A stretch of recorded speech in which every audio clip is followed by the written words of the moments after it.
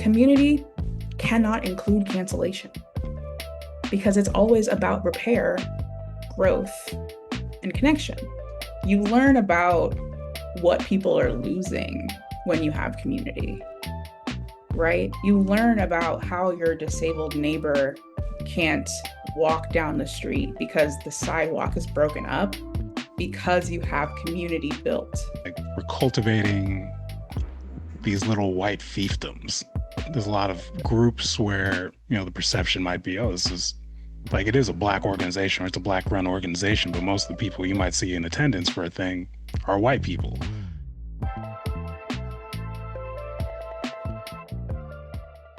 Welcome back to the Black Oregon POV podcast. I'm your host, Bruce Poinsett. This is where myself and a guest ask and explore the big questions facing Black Oregonians. Today, we have Jendayi Brooks-Flemister. Jendayi is a science fiction writer and HR professional who focuses on intentional equity practices and community building. So I'm going to be a little less formal for the sake of this, but Jen, how are you doing this afternoon? Hi, Bruce. Good to be here. I'm doing pretty good. How are you? Doing good. Doing good. Totally, we did not have like 20 minutes of technical issues right Yeah, we before. definitely have not been talking to each other for 30 minutes now to troubleshoot those things. But yeah, it's good to talk with you. Yeah. So today's episode is sparked by a conversation we are having where it's like, man, we gotta bring this to the show. Oh, And you pose this question: are we losing community in the revolution? yes. So It could you? was I mean, yeah, I think that's a question that we're not asking ourselves enough. When you look back at where Black organizing started to really gain traction, where we really saw tangible evidence of moving forward, progressing, right? You think about the civil rights movement, you think about the power of community in those moments. And I don't know, something about the way this revolution feels right now, it just feels like we are not keeping the community at the forefront anymore. Hmm.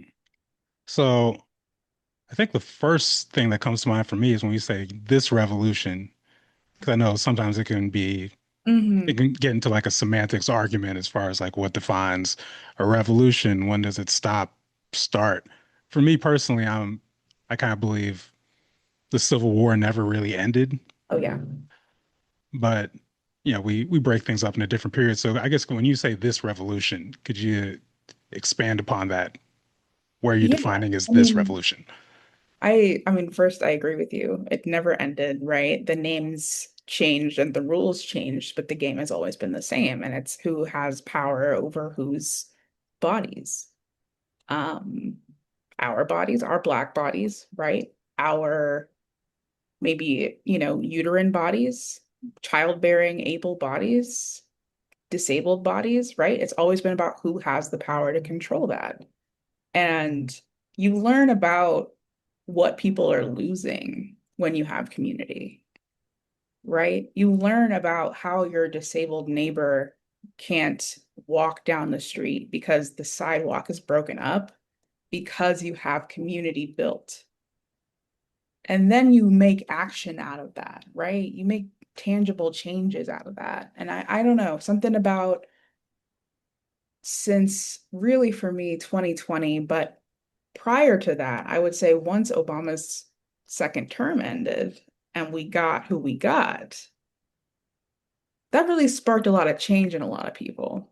And it felt like we were swelling into something that has reached kind of a weird plateau. And I think that that plateau is happening because we're losing the plot of community along the way. But like that's like a crazy concept to kind of try to dive into. It's just my gut feeling about it. Well, let's dig into that a little bit more because I think one thing that comes up is how is our response to this question shaped by where we're from? Right. So, it's like I'm a lifelong Oregonian. Hmm. I've You're only come been here for 5 years this summer. and where did you move from? I'm from the deep Black South. I'm from the Bible Belt. I'm born and raised. So yeah, I mean, community looks so different to us, but also like our environments are also totally different. I imagine it's been more challenging for you to find Black community growing up here.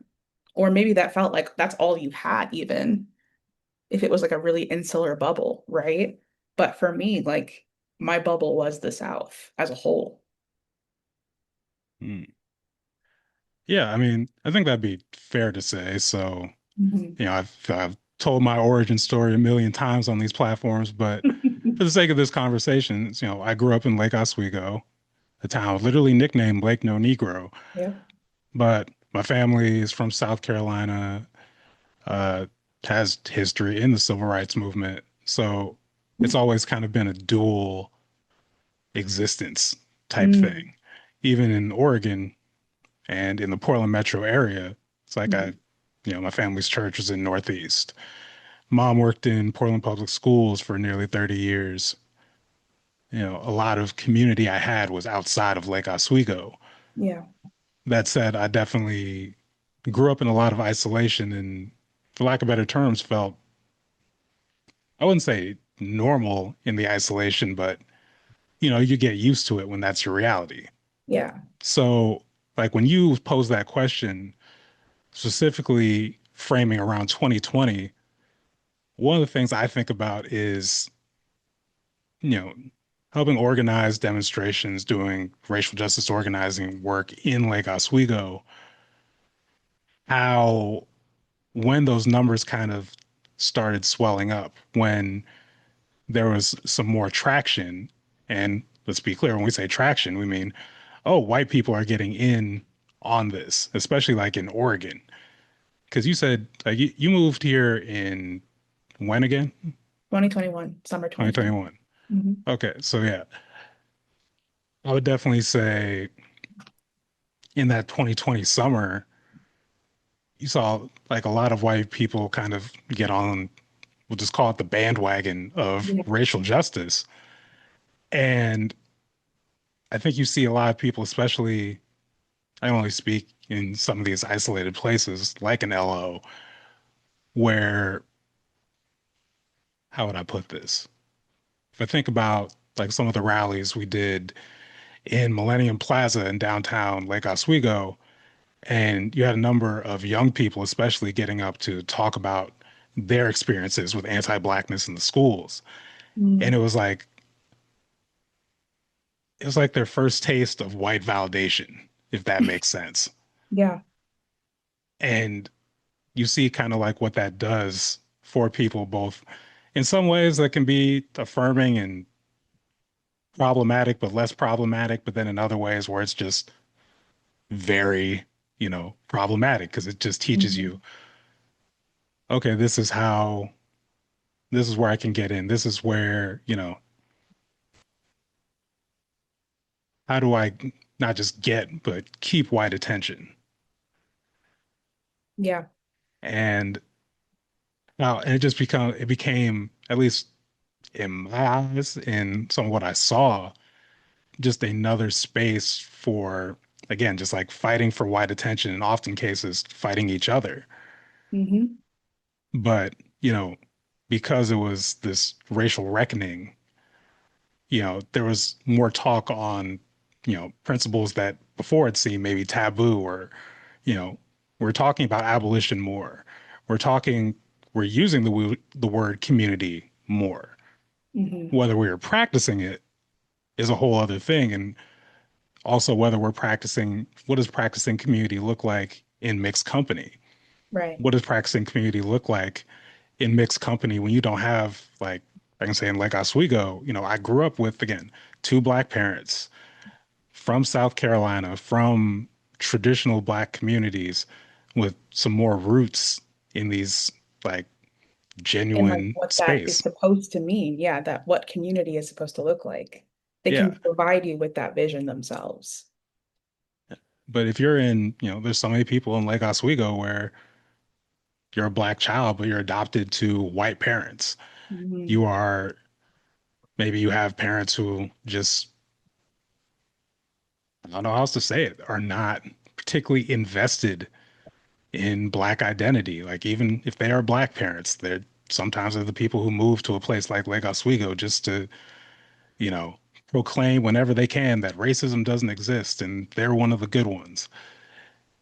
So when you add that layer and that context of maybe these people, these kids who have been invisible before Mhm. are now visible, yes, in the racial justice space, but very much still performing for Yeah, white validation and watching, again, watching adults who their only concept of, you know, the authority figures and black people in positions of power in Lake Oswego is also pandering.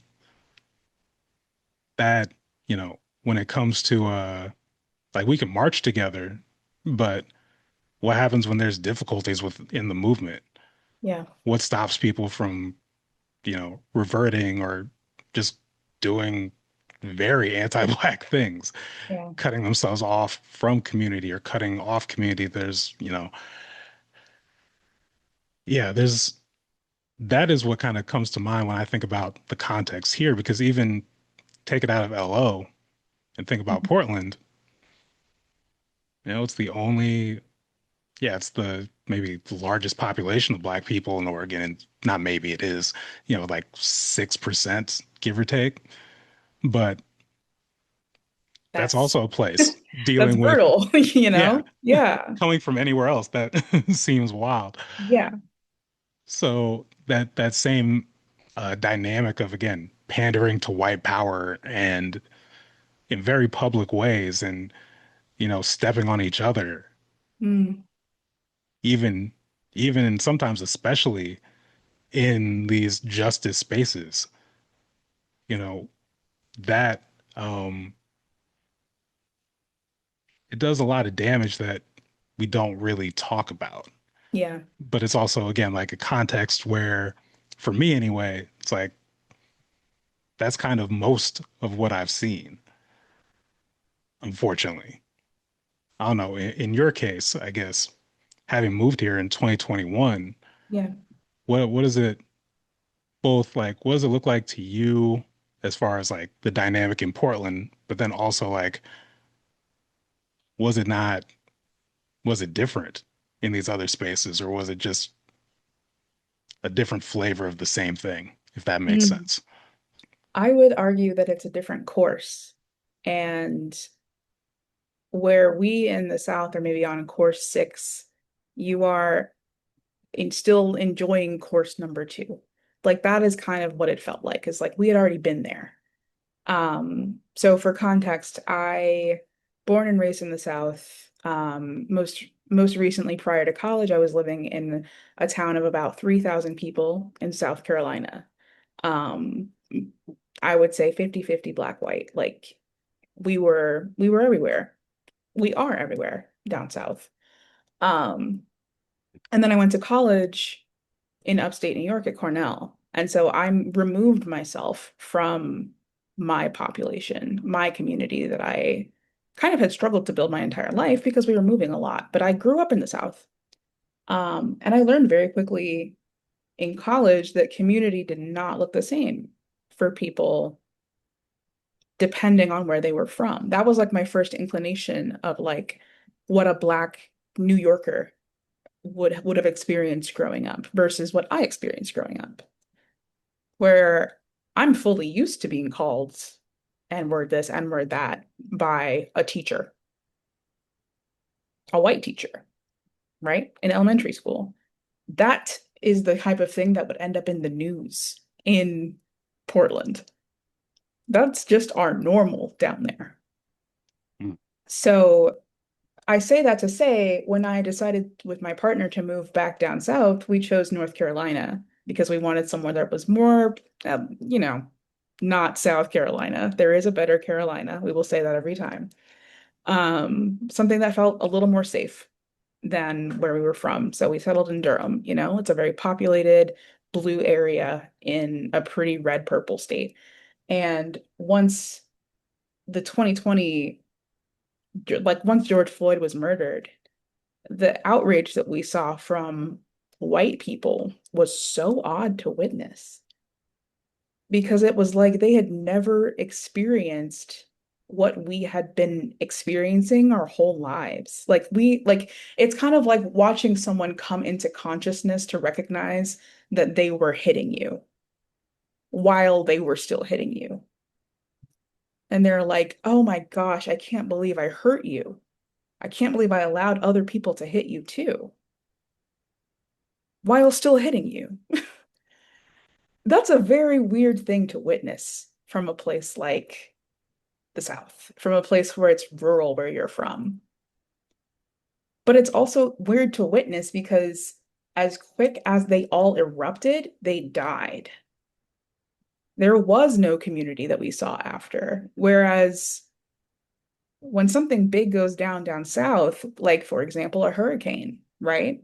When hurricane season hits, we rally together to support each other because that's all we got. We know that state relief doesn't mean anything. We know that there's no one coming to make sure that you've got food. It's the community that does it. So if we had had protests that had lit our city on fire and things like that, we would have come together to repair it and fix it. And that's not what we were seeing happening across the United States in places like Seattle, Portland, San Fran, right? Like where it was really bad, it was like it suddenly just fizzled out. And then people started talking about DEI in the workplace and how they could fix things that way, and it sort of leaned into that white lens again, where it's like, well, white people, we know what we did wrong. We killed George Floyd. That was a big no-no. So how can we make it so that that doesn't happen again? Well, let's sponsor Black people. Let's invest in this nonprofit and let's do this and let's do that and let's do that. And that became their way to be accountable so that there was no need for community building. So then when things don't go to plan, for example, when Target rolls back their DEI initiatives, the white people are outraged. The Black people have already decided we're going to boycott them. And who has been going back more frequently to Target? White people over Black people. To this day, I know dozens of Black people who refuse to step into Target, myself included. I can't name a single white person that I know that does the same. And not to say that they don't exist in my network or don't exist overall, right? But they are so much less accountable for their actions when it comes to showing up for your community. And showing up for your community can be a long-term thing. It has to be a long-term effort that requires long-term reflection, long-term discomfort, right? For white people. So then you end up with a whole populace of white people who settle for their accountability metric that they created for themselves and move on with their lives. And now we're sitting in this weird limbo where we've got the worst president we've had in modern history, a revolutionized, ready to go do whatever they can generation of young people who want to see actual change and a billionaire class taking the lead of everything and owning all of us. And so you've got also this like, if you hadn't built community before, how do you create it now when everything is so tumultuous? That's the hardest part is like building and maintaining that community. And so if every structure is making it more difficult for you to do that, to make it literally difficult to tell if the person that you like online said the thing or not, or if that was AI, you have lost your community connection. And that makes your revolution stall out. It's like I feel like we haven't updated the playbook on our side while they continue to review the plays and keep looking back and saying, you know what, we could do this next time. Let's try another tactic. They won't expect it. And we aren't. We're not ready for it. We never seem to expect the next thing that breaks us down further to make it harder to get to a place where we're actually actively working towards community again, which will then fuel the revolution.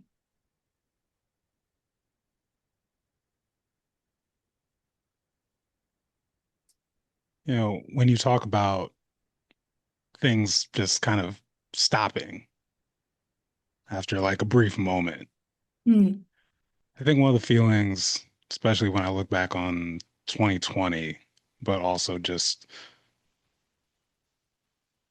my time more deeply in organizing work in general,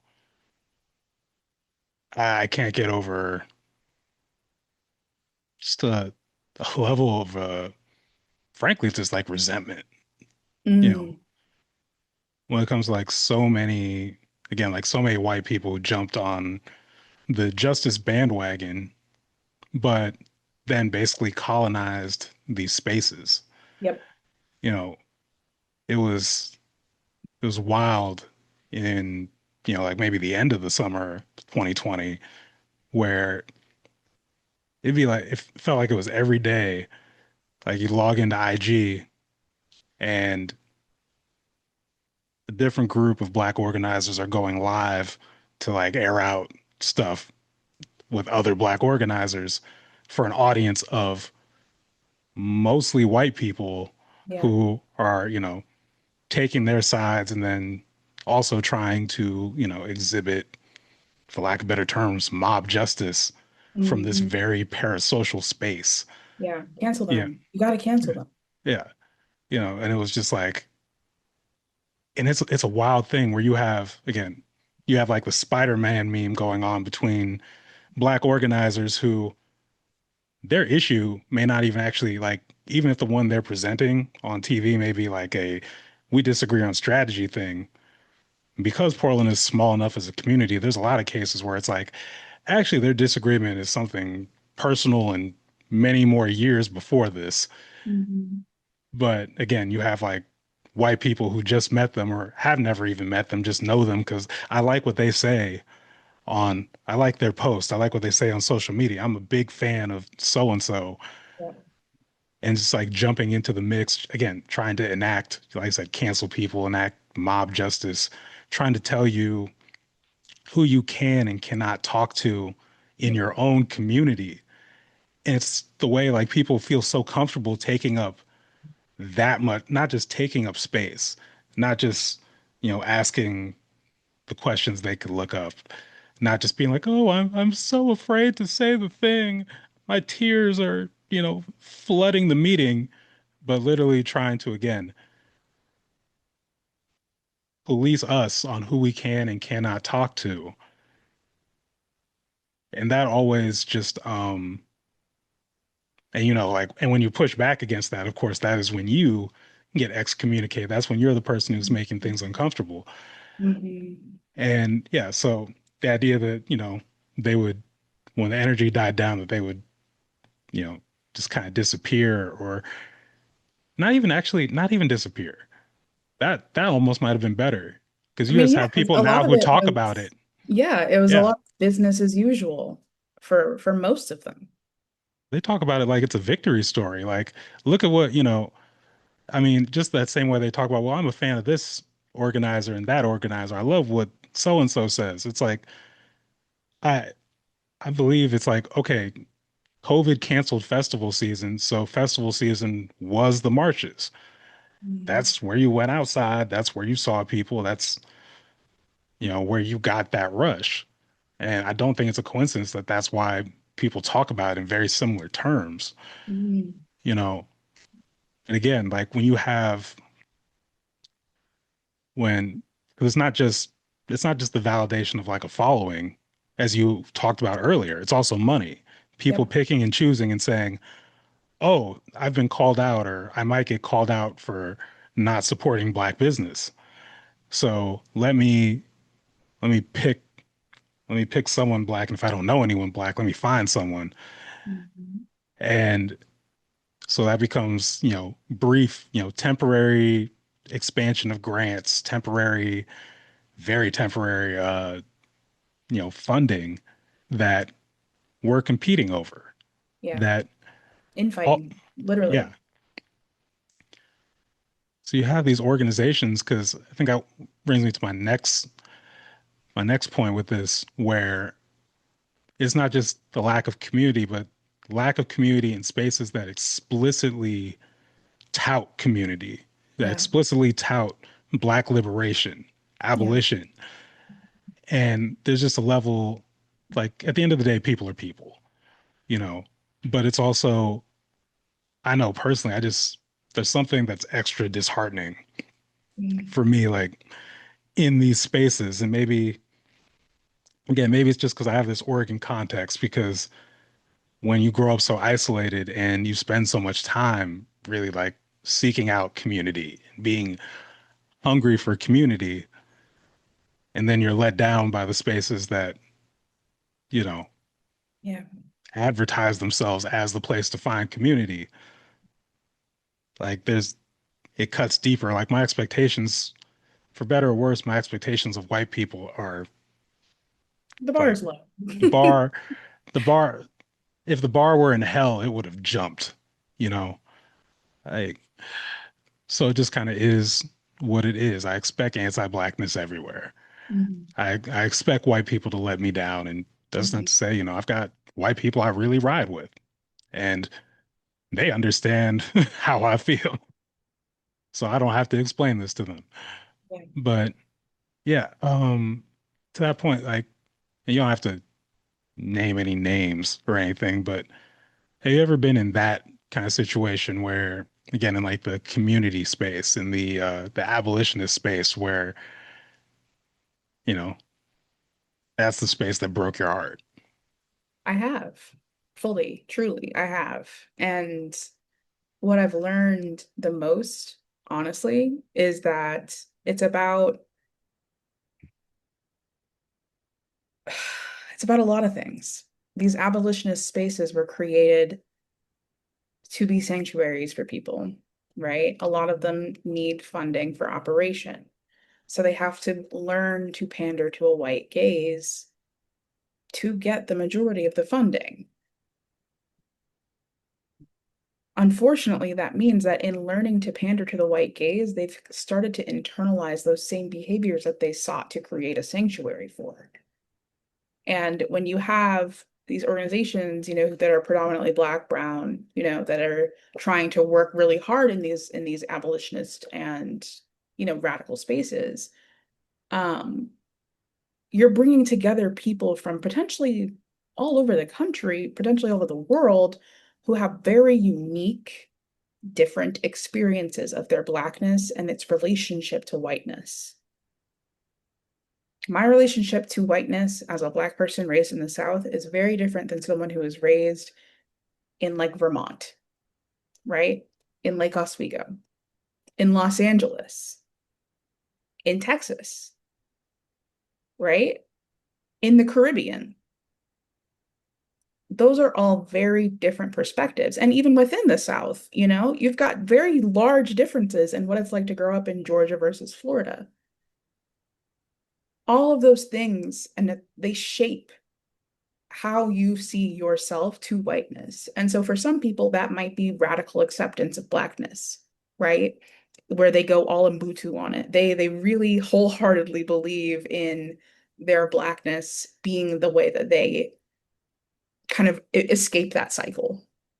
But then you have people on the other side who embrace the white gaze. And so they might talk a certain way, act a certain way, to get ahead in life, to essentially create a life for themselves that isn't what maybe the other Black people around them are experiencing.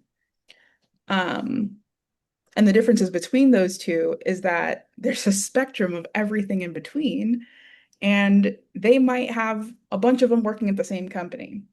And so, what some people might accept from other white people, others might be a little upset about.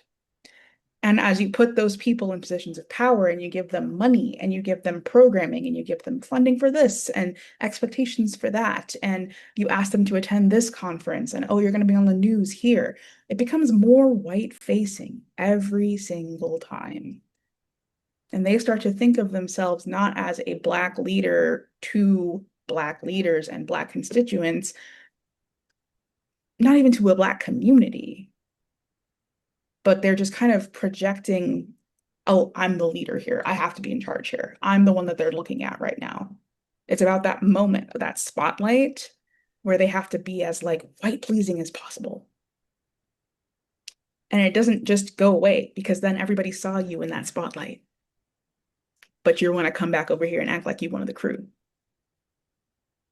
And then it gets weird and then it gets toxic. And so that's like the thing about what you were talking about with like people having different strategies within these movement spaces, where one person from this company and one person from this community might think radically different things about like how they should engage in like canvassing something. But there's not like that effort to repair it, to create community out of it, to repair the community that was growing within it when they were trying to work towards something in the beginning in the first place. Because another white lens thing, another white thing that they do is avoid accountability by cancellation. Community cannot include cancellation because it's always about repair, growth, and connection. So if you always lean towards cancellation for people because they said something you didn't like or didn't understand the purpose of a thing or, XYZ issue, whatever, you don't end up creating community. You keep creating bubbles and bubbles and bubbles and different types of bubbles. And people don't want to mesh with those people in that community because we canceled that person. You can't create community that way. You can't revolutionize anything that way.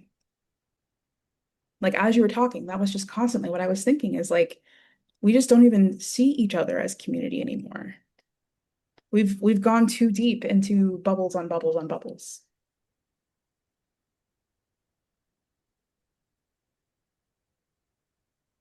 Yeah, I was doing a lot of reflecting as you said that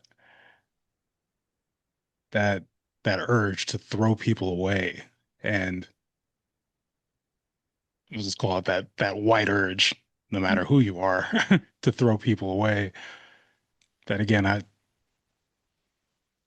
it's hard for me not to link it to again, just the amount of space white people end up taking up Yeah.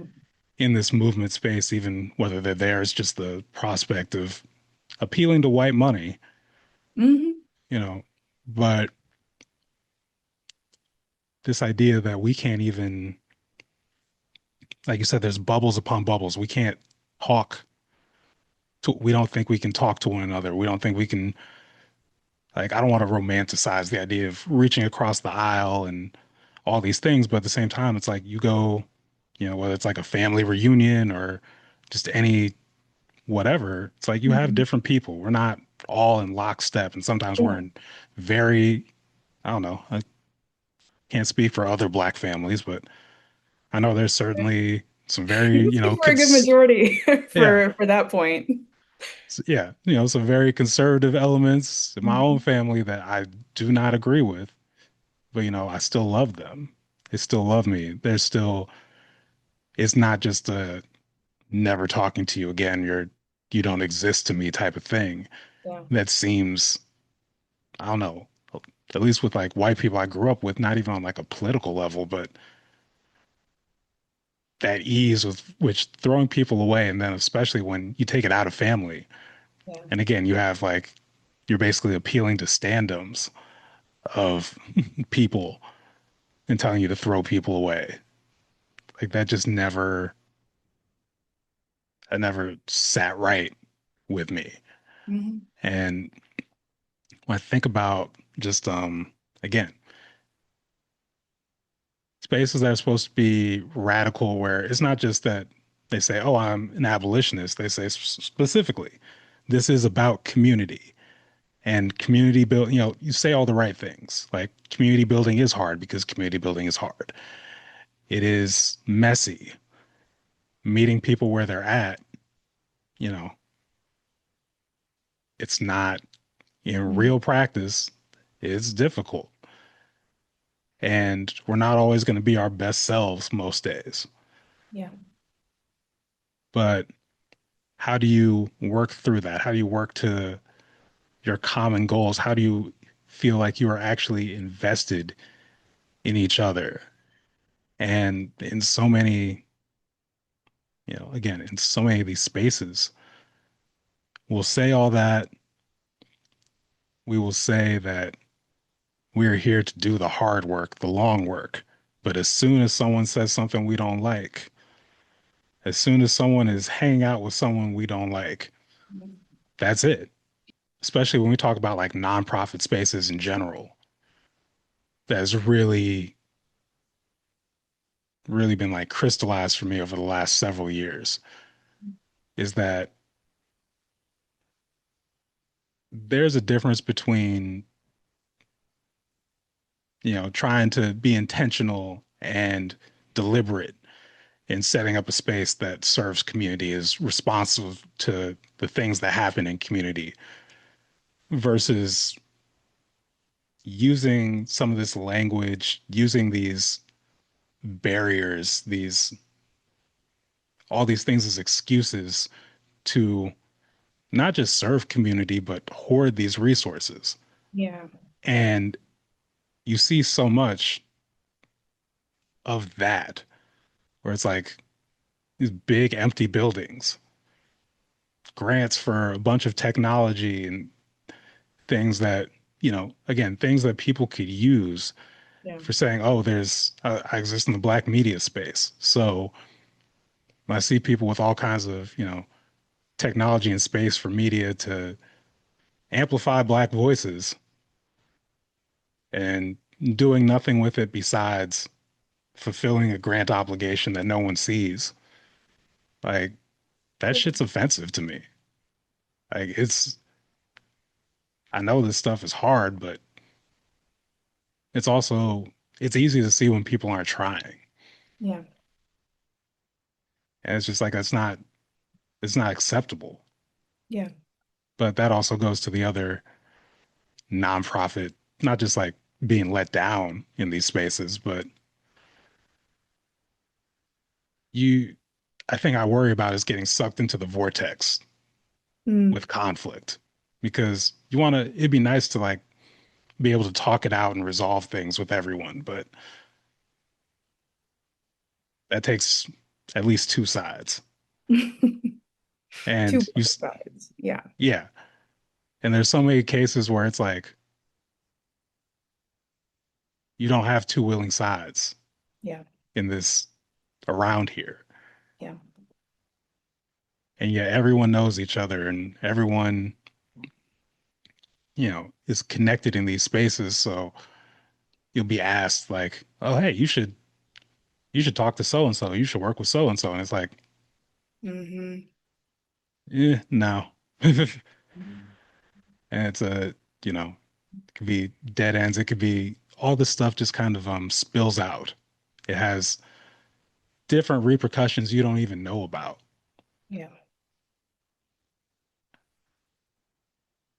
Uh, I think, sorry, you made me think of one of the biggest repercussions that I think leads to a lot of that happening, that conflict spiral basically happening each time is that people are afraid to be wrong. People are afraid to be wrong because they don't want to be punished. And that goes so far back into like enslaved people. When you make a mistake, you get severely punished. That's the white way, right? That gets ingrained in Black communities over time. And I think at a certain point, once we stopped looking at our movement, our revolution for our community, we started not wanting to be wrong too much. And I'll even change that. We started really wanting to be right. Instead of approaching from a place of curiosity and understanding and learning, it started being about who's right and who's wrong. And when you have true community, you know that it's never that black and white.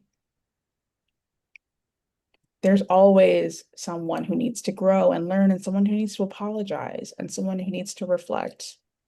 And I feel like we're losing it. We are just losing it. And that comes with accountability, right? That comes with calling in, not calling out.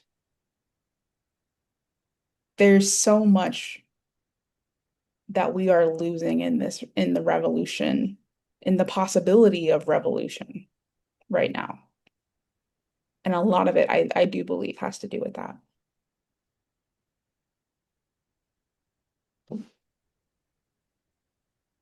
When you talk about that need to call in Mm, versus just calling out, canceling, cutting people off,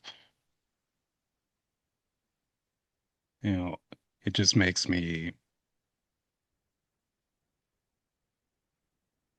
reflect on,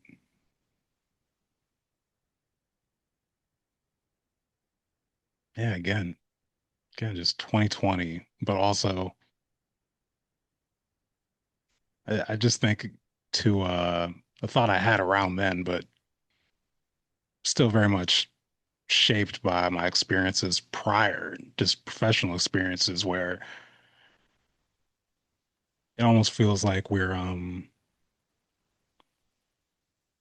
so many of us are like we're cultivating these little white fiefdoms, you know, mm, especially for like it's the same with Portland because you can talk about there's a lot of groups where, the perception might be, oh, this is like it is a black organization or it's a black run organization, but most of the people you might see in attendance for a thing are white people. yeah. You get out in the suburbs, you get out to like where I was operating in Lake Oswego, even more so. And there is some level of, you know, because we find ourselves competing with each other, whether it's for tangible things like, donations, grants, but also just kind of like status Yeah. and, Hmm. just being accepted to where you get tired Yep. and you're like, you know what, I'm gonna put myself out there and whoever comes, and that's who I'm gonna invest my time in. And numerically speaking, They're probably who's white. exactly. Yeah. But then you have and also just, some white people, they practice their lines, you know, they know how to perform well, they know how to get close enough to you, and it sounds great. It sounds like, oh, this is the white person I've been waiting for. They Yeah. get it. They posted the black square. Oh yeah. And then but then once they get close enough to you, or more importantly, when you are dependent, Yes. then you can Yes. be taken advantage of. And, you know, it's a tough one again to like talk about just because it's not that I don't want to overgeneralize. I do believe in, yeah, be skeptical of white people. You know, just I sorry. mean, history kind of Sorry, says we white people should be. watching, but Yeah, I'm sorry, but yeah, but but really watching for that, especially again in these justice spaces, the people that attach to you mhm. and being vigilant of really just predatory behavior. I don't know Yeah. how else to put it. I'll use a very personal example. So in 2021, my mother had a mini stroke.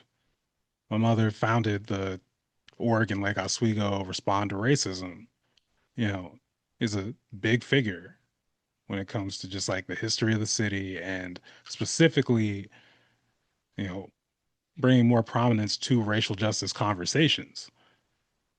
You know, when she had, traumatic brain injury and, her cognitive function has been very much impacted and she's more dependent on people, you know, it was a mixed bag Mm. because, dad and I were trying to do what we could do, but people were also offering help like the way you would hope, in a village, in a community. And you welcome that, you welcome the relief it can provide you. But when you also look and see like these same people who are helping they also have their hands in org business, you know, and some of the decisions they're making are not, you know, they're trying to influence, they're trying to influence this org and Mm, not in a way that's pushing the mission forward, but is bringing in more police, mm, is trying to dull any like radical messaging. mm, And you say, okay, this isn't okay. And they're in your family business because they're helping out. They're in the home.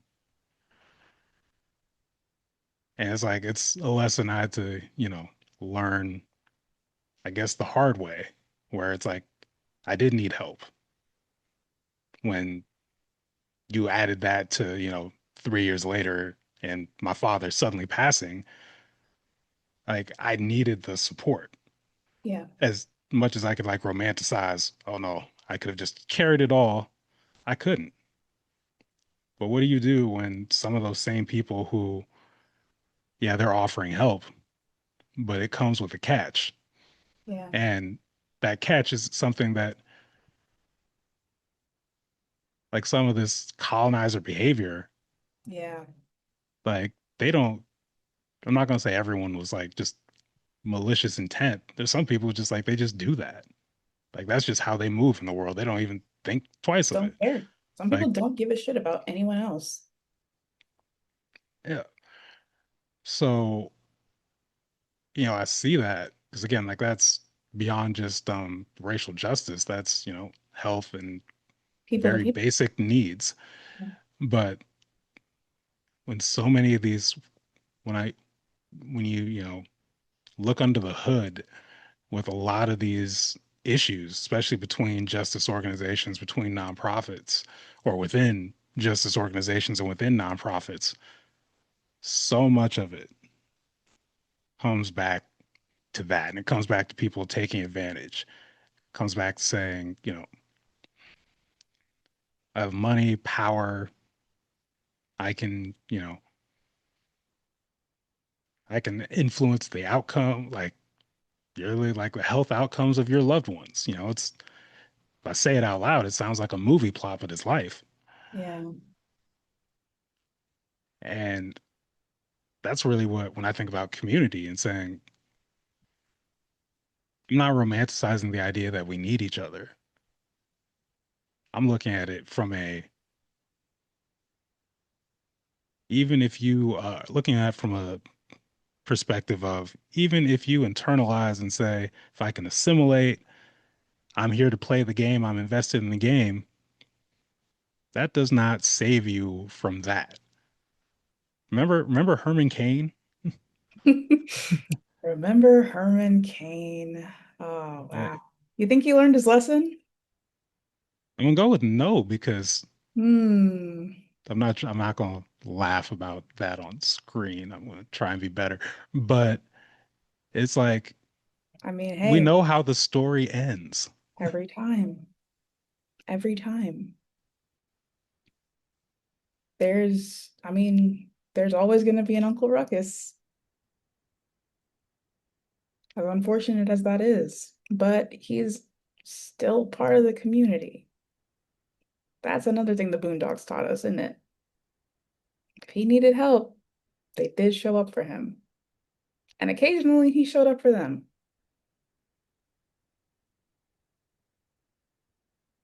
It's true. It's That's the unfortunate truth of community is sometimes you don't get to choose who's in it, but you just have to hope that they will show up for you. I mean, I'll go back, keep it other personal examples, but I mean I think that's the other thing about my time,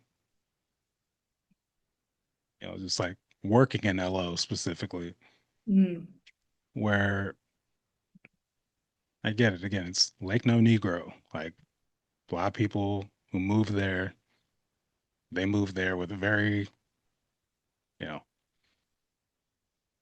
specific goal in mind. And that was one of the first things that I was told when I moved here.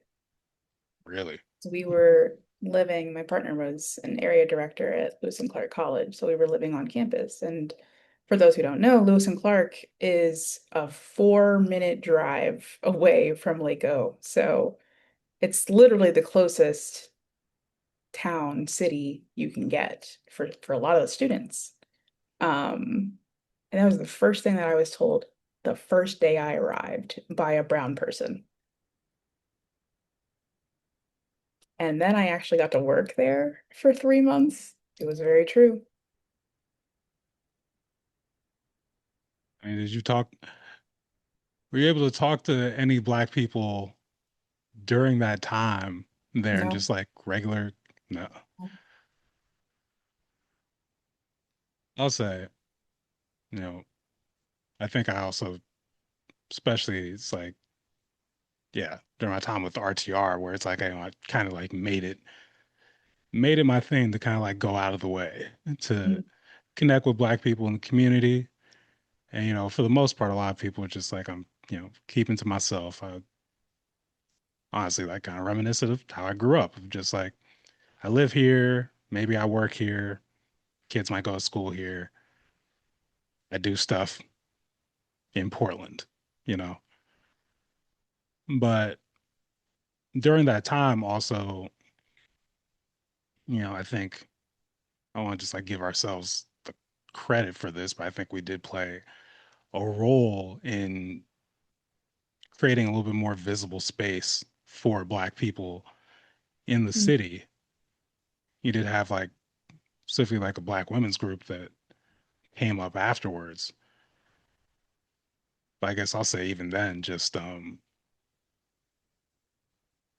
your point about you don't always get to like choose who's in your community is weird in a lot of ways, leading conversations and creating space for conversations on not just anti-blackness but black identity, because there's a mm. difference between the two. A lot of people think outside it's like, oh, they just reduce our experience to dealing with racism. It's like, no, it's like we just talk about just Layers, black life and never black ending layers. experience. So I'll say honestly, I didn't ever. It's weird to do that work and then be like, yeah, but I don't also feel like I'm definitely not part of the Lake Oswego black community, nor do I particularly want to be, Mm, because it's like obviously like anyone watching this can be like, oh yeah, I can hear the rejection in your voice, and that's true. But it's also like, I don't know. I don't, if the community, or at least the community that is decided to gather, is a level of bougie that's too much for me. And being less generous is also much more into assimilation than I am. yeah, Loves the police for some reason, even though they've also talked about how they harass their kids. I don't, the cognitive dissonance is yeah, we'll work on that hopefully. yeah, that feels like for whatever reason we don't do the same jobs, but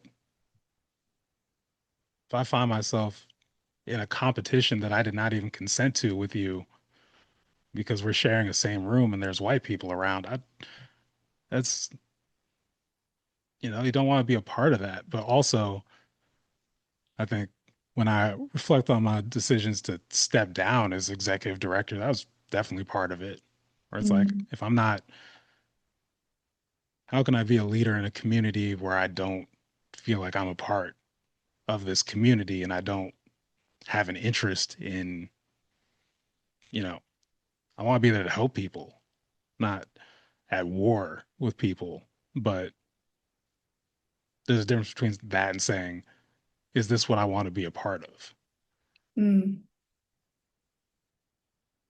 You Did it know, feel like being a part of that meant that you would have to do a lot of the weight of educating and holding space and kind of like in a way like becoming like Black Therapy 101 for a lot of people there?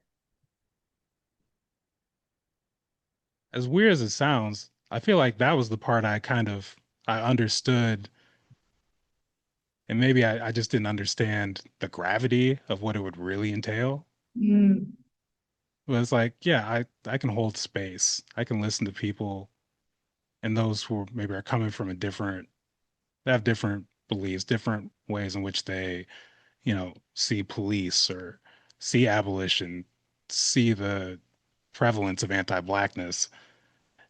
I can, I was like, yeah, I figure I can hold the space for that. I'm willing to talk with you. I'm willing to meet with you. I'm willing to set up the spaces where we can be together and talk through these things. I'm willing to support and go to the things. It was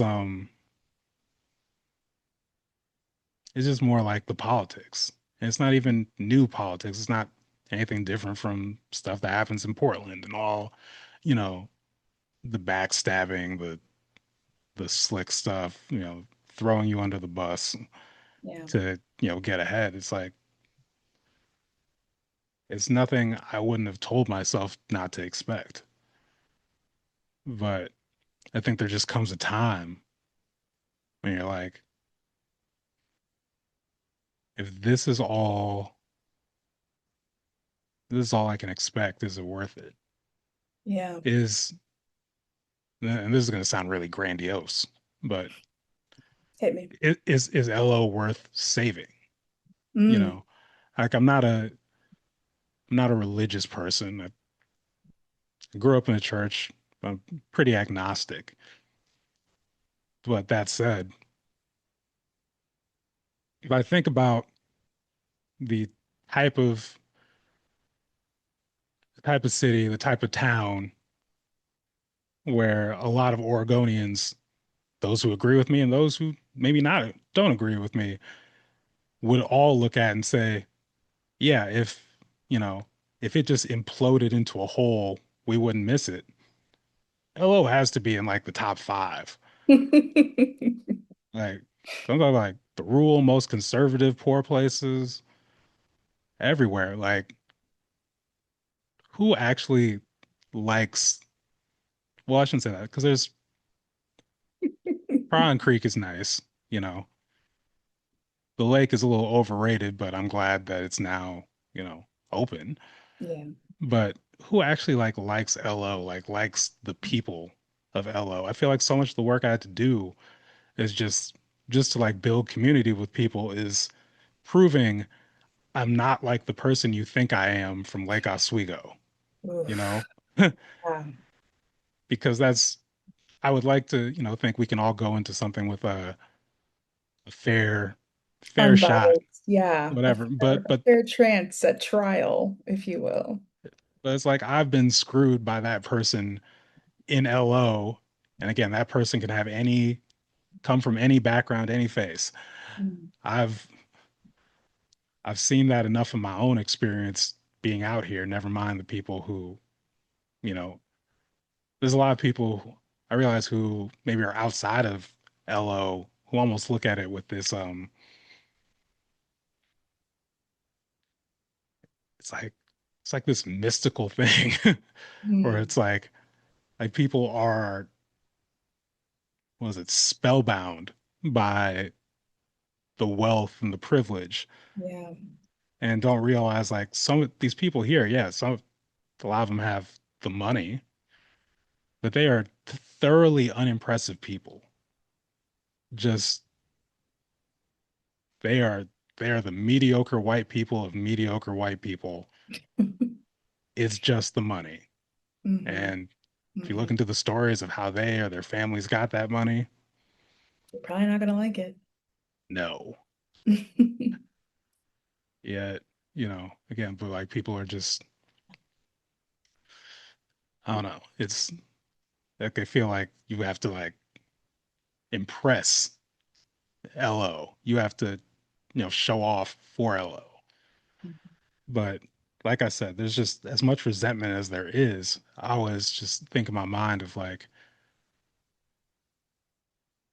I came in this to help people, specifically help young people, young black and brown people going through a similar experience like me because I know that people from, other places, like who cares about LO? No one's gonna, if anyone's gonna talk to them, it's probably gonna be those of us who came up before them. And I know that, we internalize, I was thinking about this earlier today.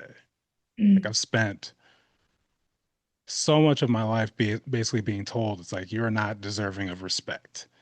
You're not deserving of love. You're not deserving of safety because your parents made this choice to live here. mm, Either told that or, shown through actions. And I know a lot of us, we internalize this. A lot of, we just say, oh, I'm NLO, I'm isolated, I feel like I'm not accepted by other black people, I feel like I'm not accepted by white people, I feel like I'm not accepted in either where I live or outside of where I live. mhm. And like that's a lot to, I mean, I'm 37 and I'm still unpacking that. You know, I didn't I came up in a time before all this technology and connection, but I can't imagine having even less foundation to deal with Yeah. all these thoughts. You know, I introduced you earlier as an HR professional, and somehow I feel like I'm getting you in some pro bono time here. Even though you're supposed to be my guest on this show, I mean, but if you're charging, I'll take it. No, but I think that this is a lot of what I work towards in my work is examining the who of people. Who are you truly? Where do you come from? Where have you been? Right? Where did you last work? What was that environment like for you? Where do you live now? Where are you from? Like those questions have shaped you. And if I'm going to create a space at work, at home, regardless, for a job or not, I'm going to create a space where I'm trying to welcome those people and help them feel comfortable. I need to know who you are first. I need to build some sense of rapport, community with you first, right? That's like the best part of my job. That is what I love the most. That's why I like doing interviews. It's why I like doing all of the employee engagement stuff that I like to do. Like I like planning events for people because it's a way for me to give back to the people to say, "Hey, I've recognized who you are now. I see who you are. I understand you. I want to create a space for you now." And it's well received, but it's because it's intentionally done every time. I'm not like every HR professional. Sorry to everyone out there who's not getting all the great things I just said that I like to do. But it's how I work, it's how I operate. And in these spaces that we work in, these Black liberatory spaces, we have to be really intentional. A little bit more intentional maybe than you would be at some, I don't know, some tech company or something, right? Because you're coming into a space where people expect community right off the bat, but don't give you the grace of community at the same time. And that comes with learning, making mistakes, growing. And so that expectation difference is really hard to balance. It's really hard to juggle. But I mean that's the work that I do. That's what I love. And so for me, this is nothing compared to what I deal with at work, by the way. This for me is what I've experienced and learned through my work. It's how I've been able to come to these conclusions about feeling like we're losing the community in the revolution, about how it feels like the bubbles are getting smaller and smaller across our communities. And we're not really caught up to that just yet. We're not quite there yet. I don't know. This has been such an enlightening talk to me. I could literally talk to you about this for hours. Well, thank you. Um, I was looking at the time and remembering, oh, yeah, that's right, we did have that 20-minute. Faux pas. Yes, yes. But to that point, I think the thing I think about in these spaces is trying to hold some space for the idea of, hurt people. Oh yeah. And Oh yeah. also so many of us, in these spaces, again, we're showing up as we are. We're dealing with all the difficulties we as just people in general, but we as Black people specifically deal with. Hmm. And it's one thing again to like read about, watch, talk to people and romanticize when people talk about really building community in difficult spaces. People talk about, doing the work in prisons, doing the work with people who've gone through, intense, intense trauma. Yeah. And like I said, it looks good in the video package, sounds good in the interviews and everything, but the reality is it is messy, it's hard, you know, and even in a space, you know, where people have their basic needs met, they are living more comfortably like Lake Oswego, that I have to remind myself for all my resentment and feelings of rejection that it's like, yeah, am I disappointed that this elder is kind of a coon? Yeah, I am. But things happen to them. Hmm. They Something took them to this place. And for me anyway, I think that's the thing where I think about, I could talk and diagnose the problem, of course, but then it comes to, okay, so what can I really do? What are the examples I have or the examples I'm in where it's like I'm seeing community being built, where I'm seeing people doing this work, where I'm actually experiencing this thing I'm looking for. And it's interesting enough, I talk about, again, I'm not a religious person, but having grown up in the church, I've gained more appreciation for the structures. Not Hmm. really, not there to, I'm sure the Bible is an interesting read just as Just itself. not quite my genre. Yeah. I mean, one day or reader, one day I'll do like the whole religious books circuit, the Bible, the Quran, you know, all those. Maybe not the Mormon book. That You might be sure you're not interested in an old boy? no. But you Sorry, know what? Joseph. Another day, I guess. I guess out of curiosity, maybe one day, just so I know what people are talking about, I suppose there's value in that. But there's certain like structures of the church beyond just like, okay, there's Sunday service, but it's like there's a youth group.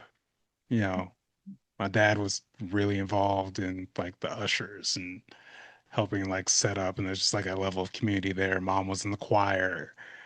you know, there's all the well, there's Bible studies, the meetings throughout the week, but also, when like people are struggling, like putting the word out to the church community, like, hey, can you bring food to so and so? Can you Yeah. visit so and so in the hospital? And it's a lot of people again who are not all necessarily in lockstep. Some people there who like they're not even Christian. Like there's like, They're yeah, just there for the vibe. yeah, I'm just there because this is where my people are at, and that's cool. And it's like there's something to that, and it's not something that you can just easily put in place. Like if you're talking about some building, you know, talking about tax exempt status, which of course brings us back to nonprofits, but different funding, tithes or tithes. I really said tease on this microphone. Ooh, this is episode two. Um, but yeah, I don't know, like, are there, and I'm thinking just because we're talking about Oregon Mhm. here, are there examples since you've been here in your 5 years now where you'd say, this is where I've seen real community built? And it could be an organization, but it could also be on like a more individual, informal level. And like, what did that look like? Yeah. I think the saddest part is that I haven't seen it being done intentionally on a grander scale. I'm seeing bubbles constantly. Scroll through TikTok and I'll see a recommendation from someone who's like, "Hey, Black Portlanders, like we've got this barbecue happening." And it's like, who are these people? I didn't even know this was happening, you know? And it's of course getting shown to me the day after it happened, so I can't even go. Um, but it's like there's such small like instances of them that I'm seeing, and there's no like push towards making those like bubbles be one larger bubble. Um, that's like the most, I would say, disheartening part of it. But in the way that I grew up, like we moved every year from kindergarten to sixth grade, and then we moved again in eighth grade. I was used to making new community, moving. So that's essentially what I learned I would have to do. There wasn't going to be a space where I could just go and be like, "Hey, it's me," and I show up as my full whole self and I'll be accepted here. Because people here roll different. It's just a very isolated kind of energy. So I've been building my space for community myself.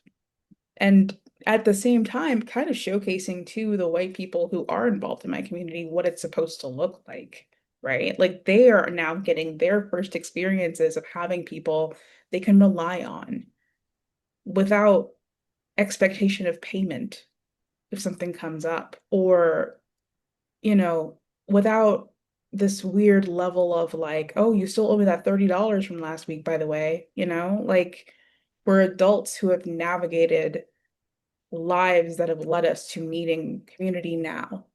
And so we are creating it now. That's what I've been doing intentionally. That's how you and I met, right? Like creating intentional spaces where people of color who are in our communities can join together and say, "Hey, nice to meet you. Didn't know you existed, but we're all in the same place." And I keep meeting more people who I did not know existed. I keep growing my community. And that's really fun, I will say.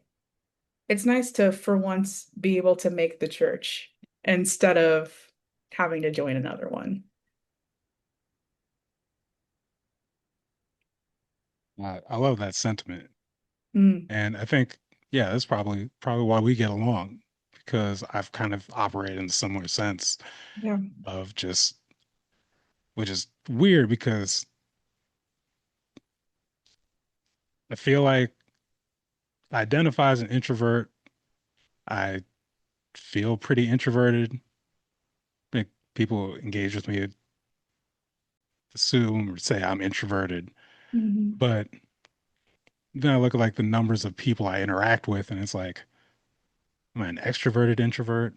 Yeah. Is there something like that? Anyways, that's not important.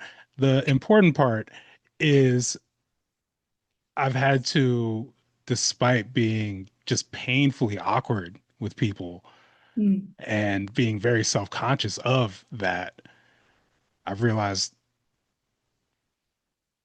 in building community, it's mostly been like if either someone takes that extra step with me or I take that extra step with them. And it doesn't always work out. You know, part of making yourself vulnerable means yeah.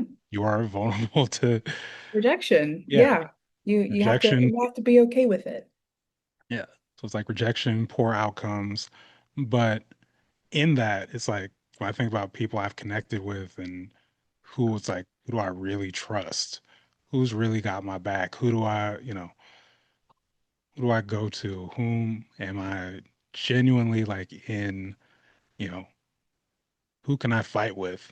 And it's not the end of our relationship. It's all mostly just like individual connections. It's, stuff that's been kind of developed over time. It's had Yeah. its ups and downs. It's not like you said, like you see these see like a video, you see a reel, you see a flyer, and now increasingly more of these ugly, ugly, ugly ass AI flyers. I need They're getting really bad. Like so bad. they're getting atrociously bad. Just I need people to Yeah. feel like I get it. You can't pay for an artist. You can't, you know But what? like PowerPoint is right there.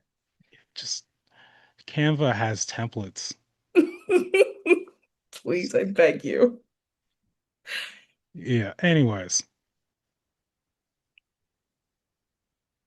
I almost derailed myself there thinking just these ugly ass AI flyers. I got a guy on Fiverr if you want. I can do something by midnight. Right, right. But yeah, yeah. Anyways, yeah, it's like so many of these like individual, these small group connections, like, you know, friends introducing each other to friends. And, people ask me, to, when I tell them like I've lived here all my life, like, okay, so where do black people hang out? Where do we go? And Let so me many know. times, Let me know yeah. when you find out. And like I said, don't get me wrong, like I know some of the like regular gatherings and things that Mhm. are happening, and it's not even like I really mean no shade to people putting these on, but there is some level of not just like the usual suspects, but called Black Portland royalty Mm, to some of these spaces where it's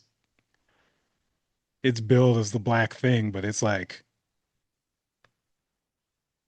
you know, it's a clique branding itself yeah. as the community. Yeah. And so much stuff, like you said, like the bubbles, cliques, bubbles, whatever you want to call it, where you're just like, okay, that's a thing happening, but if I'm not part of the clique, then it's just uncomfortable. And it's like Mm. I left the house, especially, where the more dispersed we are. Do I want to drive 20, 25 minutes into Portland To go feel to be awkward. uncomfortable at a place? Not really. And it's like, well, we don't see you out. It's like, yeah, I don't, I don't be you know, out. yeah. And not everything, and to be fair, not everything is for everyone. Yeah. I don't love cocktail parties in general. Yeah. So, you know, be the But I think nicest, coolest people running it, but that may not be the way I can support you. I think Just to your point, like I've seen a lot of spaces that are marketed towards very like specific types of Black women in Portland. Like you need to be very femme, pink, like church girl behavior kind of energy. And like they do like a brunch every 2 weeks and things like that. And it's like, okay, I'm glad that space exists for you. And you say like open to any Black women in Portland, but you very clearly have this like sorority aesthetic going on that it's hard to break through, it's hard to break into. And for a lot of people who move here or, are from here, we have very unique experiences with those types of people, with the people who are putting on a face, right? Who are putting on a show for themselves, for the white people, for whoever. Um, and it just doesn't feel authentic. I simply can't believe that all of you are the same, you know?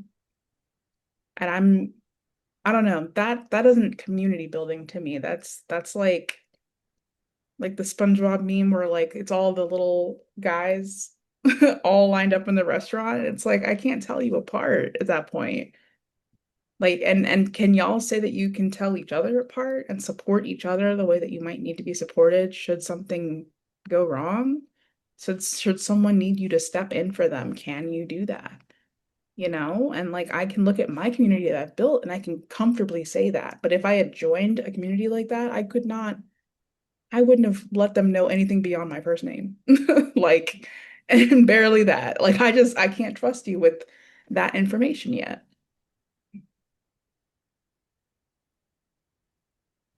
It's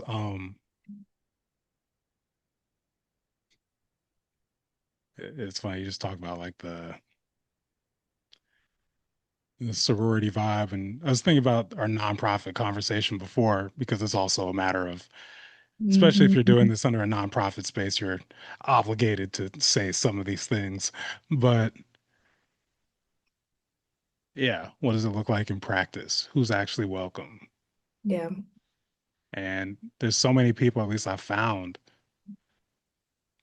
where despite all, because there's a lot of things happening just by sheer number, but it's still more people who feel like they're on the outside than in. More people don't feel like they really have a place here, Yeah. you know. And I mean, it reflects like bigger picture with Oregon, against the only state that passed exclusion laws for black people, three of them. And that, the legacy lives on in policy, Hmm. but also in that, it's like we internalize these things Yeah. and we're, conditioned to recreate some of these things. And also there's some of it that's just human nature that is clicky, that likes power, that Yeah. likes, exclusion and all these things. That's there too. It's all the above. But I guess for me, and this feels like my space where like, if this were like an FD signifier video, this is where we'd cut to the ad of being like, and this is where I want you to subscribe to my streaming service Nebula, except not to talk about Black Oregon POV, which is what we're on. Because I think that's one of my hopes with this. It's not gonna solve the problem, but I'd like to tell stories of, these different spaces where people are gathering, where people are serving community, not because they're silver bullets to all the problems, not because there isn't some of the drama inherent in them. Yes. Like, I'm not going to knowingly spotlight someone. If I know an organization has certain issues with it, I'm not going to knowingly spotlight them, to be clear. But I do want to highlight places where if you are, like, if you move to Bend just to work in Central Oregon Community College, you should know who's organizing for Black people in Bend. You should know who's doing social stuff for Black people in Bend. If you You move should for, know that there are Black people in Bend. yeah, if you move to Ashland because, hey, I'm going to be acting at Oregon Shakespeare Festival for like a 10-month term, you should know who to link up with down there. Same for Eugene, same for Corvallis, same for Salem, same for Hermiston, same for Astoria. And I don't, that's what I don't see because why people don't see any need to invest in that. Yeah. Now, obviously, there's a very obvious HR reason for promoting that work, but again, you don't see it on a broad level. Right. So, if you're watching this is you don't see an ad, we didn't cut away. We're still on our screens here, but subscribe to Black Oregon POV Yeah. because trying to stand in the gap here. Show us you're out there. I think Yes. that's the main thing is we want to see who's out there. Who wants to tell their story next? So yeah, Jen, thank you again for taking the time to dig into community with me on Black Oregon POV. Before I let you go, is there anything you'd like to plug? Any place where people can see your writing? Yeah. Well, thank you for having me as well. It's been an absolute pleasure getting to talk through this with you. And I do want to come back if that wasn't clear already. Definitely want to come back and keep chatting with you. Find me at jendayi.com. I post all of my publications there. You can also go there to read my work that has been published. You can also feel free to send me an email if you want to chat about something. I'm always down to talk over email. And yeah, I'm working on a novel that'll hopefully come out in the next couple of years, and maybe I'll be on for a little book talk one day. Who knows? But yeah, we'll see. Yeah, no, let's definitely pencil in the book talk Oh yeah, for sure. you'll be first on my tour. Don't worry. Nice. Already getting exclusives. The brand is building. You gotta build your brand. You gotta. Okay. Jendayi Brooks-Flemister, thank you again for being on Black Oregon POV. Thank you for having me, Bruce. Please like, comment, share, and subscribe so we can help grow this channel. And if you want more content, make sure to follow Black Oregon POV on Instagram.